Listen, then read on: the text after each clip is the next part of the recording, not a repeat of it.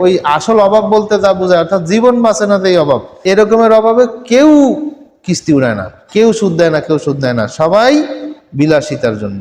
হ্যাঁ, যদি এমন হয় যে মানে জীবন বাঁচতেছে না, আমার স্ত্রী আল্লাহ না করে মারা যাচ্ছে, অথচ আমার কেউ কর দেখাচ্ছে না, দিচ্ছে না, তো ওইটা হলো আর এক বিষয়। আর যদি বিষয়টা এমন হয় যে আমার গরু আছে, গরু বেচতে মানা করছে কেটা? কোরআনে লেখা আছে গরু বেচা হারাম, বিপদে পড়লে।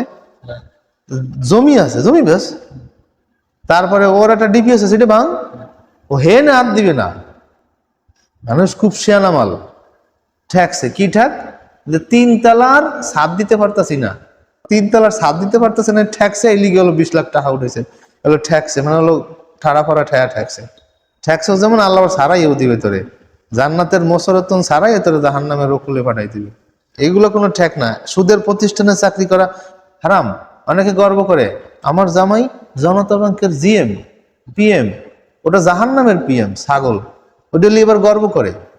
আমি আমার মেয়েরে, মানে যত বড় ব্যাংকের যত বড় অফিসার হতে পারে, তার বেতন 50 লাখ টাকাও যদি হয়, খোদার কসম আমার মেয়ের আমি তার কাছে বিয়ে দিব না ইনশাল্লাহ। আর মানুষ তো একটা সরকারি চাকরি এলা বা মোটা মোটা বেতন এলা পাইলে, হ্যাঁ, জামাই রকম ভাই আপনি মানে আনন্দের ঠেলা কেন মেবাই কয়ে হেলায়, মেবাই আমাদের বাড়িঘর দুয়ার দিকে পছন্দ হয়েছে, মানে ওর কাছে হলো গিয়ে মানে হলো দুনিয়া বড়। আসল কথা কি, ও কোনো আখেরাতের কেউ না, ফালতু লোক, ফাতরা লোক।